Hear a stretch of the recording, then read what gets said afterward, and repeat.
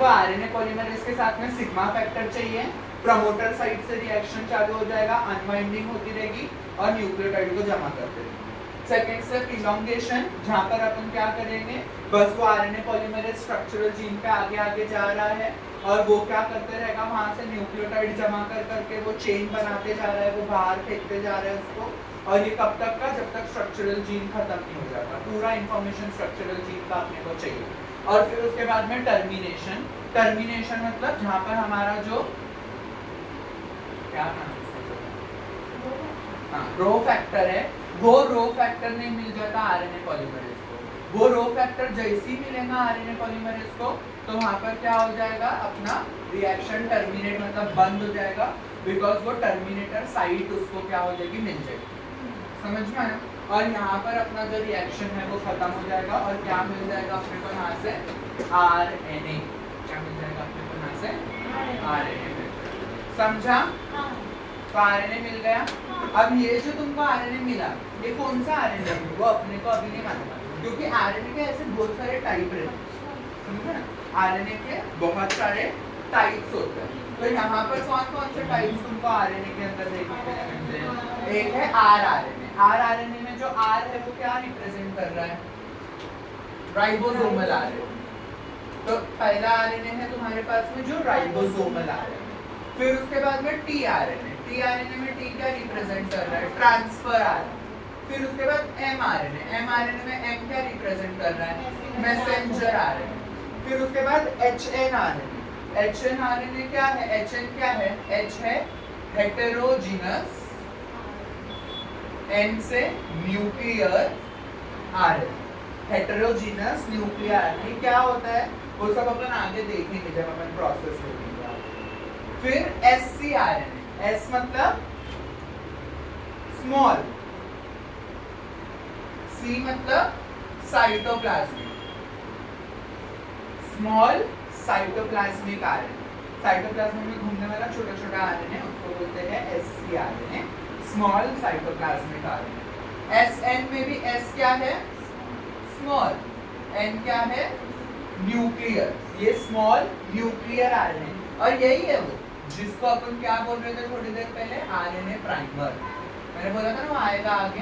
तो वो आरएनए के जो छोटे छोटे टुकड़े ऐसे बन के न्यूक्लियस के अंदर घूमते रहते हैं, उसको ही अपन क्या बोलते हैं, आरएनए प्राइमर, जो क्या है स्मॉल न्यूक्लियर आरएनए। और ये क्या है, एस स्मॉल, आर क्या है, राइबोसोमल। तो ये तुम्हारे राइबोसोमल आरएनए का ही पार्ट है, कुछ ऐसा अलग से नहीं है, बस ये तुम्हारा राइबोसोमल आरएनए का ही जो है एक पार्ट है जिसको बोलते हैं स्मॉल राइबोसोमल आरएनए। समझ में आया? तो ऐसे तुम्हारे पास में ऐसे कई सारे अलग अलग टाइप के आरएनए होते हैं। इनमें से जो सबसे इम्पोर्टेंट आरएनए है उनको अपने को डिटेल में पढ़ना है। तो कौन से आरएनए हैं जो इम्पोर्टेंट है, R RNA, T RNA, M RNA और एचएन आरएनए। ये जो 4 आरएनए हैं ये बहुत ही इम्पोर्टेंट है और इसको अपने को देखना है। तो यहाँ पर अपन बात कर रहे हैं किसकी, आर आरएनए। किसकी बात कर रहे हैं अपन यहाँ पे, आर आरएनए, जो कौन सा आरएनए है, राइबोसोमल आरएनए। अब क्योंकि उसका नाम ही राइबोसोमल आरएनए है, तो ये कहाँ मिलेगा, लोकेशन कहाँ होगी इसकी, राइबोसोम। तो आर आरएनए जो है ये कहाँ मिलेगा तुमको, राइबोसोम। बनता किधर है, बनता न्यूक्लियस में है, समझ में? बट वहां से निकल के फिर साइटोप्लाज्म में आता है और फिर राइबोसोम बनाता है। और न्यूक्लियस में भी स्पेसिफिकली अगर बोले तो कहाँ बनता है, न्यूक्लियस में एक जगह होती है जिसको बोलते हैं न्यूक्लियोलस।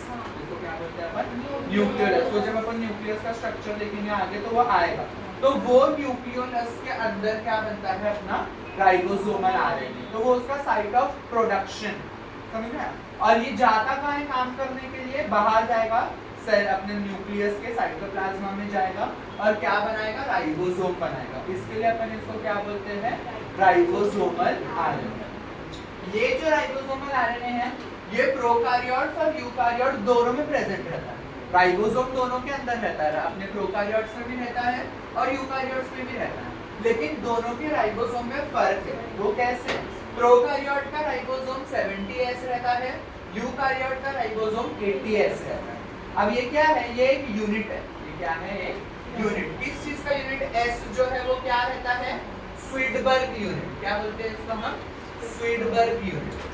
स्वीडबर्ग वो साइंटिस्ट का नाम है जिन्होंने ये डिस्कवर करे हैं यूनिट को, तो इसके लिए उनके नाम के बेसिस पे इसको नाम दिया गया है। इसको हम बोलते हैं स्वीडबर्ग यूनिट। अब ये यूनिट यहाँ पर रिप्रेजेंट क्या करता है? डेंसिटी। क्या रिप्रेजेंट करता है ये?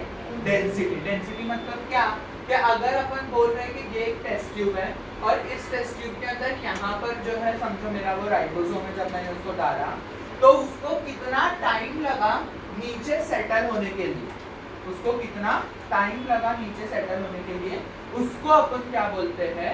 Svedberg unit. वो जो टाइम टेकन वहां पर जो उसको लगा, और वो टाइम कितना लगेगा? अगर ज्यादा भारी चीज है तो वो जल्दी नीचे आ जाएगा और अगर हल्की चीज है तो लेट आएगा। तो ये रिलेशन यहाँ पर अपने को याद रखना है कि उन्होंने डेंसिटी को पिक्चर में लिए है और कितना टाइम उसको डिसेंट होने में लगता है उस चीज को उन्होंने पिक्चर में लिए, और उन्होंने ये एस एक नया यूनिट बनाए जिसको क्या बोलते हैं? स्वीडबर्ग यूनिट, जो स्पेसिफिकली राइबोसोम को मेजर करने के लिए हम क्या करते हैं? यूज करते हैं। तो प्रोकारियोट का राइबोसोम जो है वो 70S का है, मतलब वो कम डेंस है एज कंपेयर टू यूकारियोट का राइबोसोम वो कितने का है? 80S।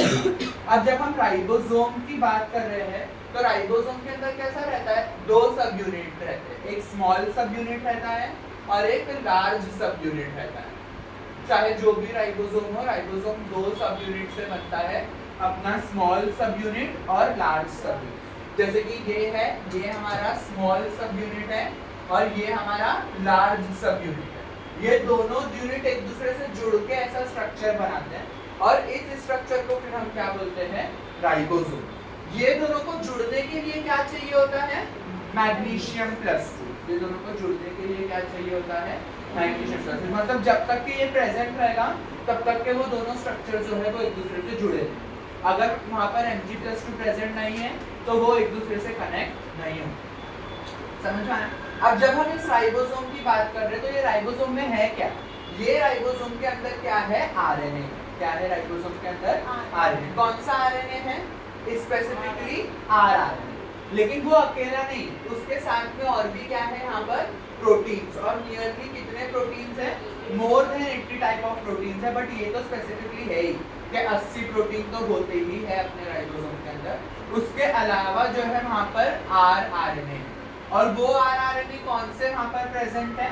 अगर हम प्रोकारियोट की बात कर रहे हैं तो जो प्रोकारियोटिक का स्मॉल सब यूनिट है उसके अंदर 18S आरआरएनए।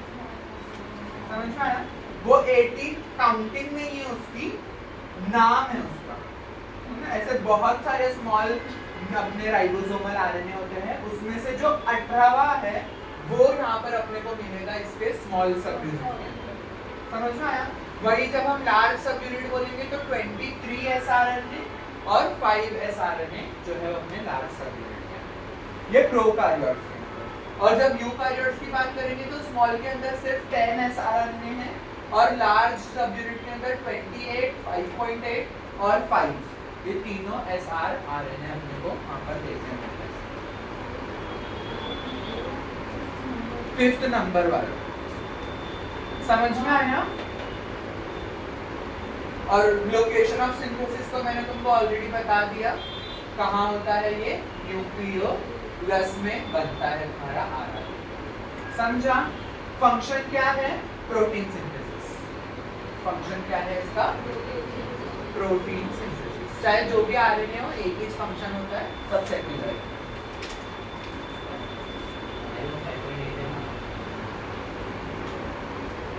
समझा यहाँ तक? लिख लो ये।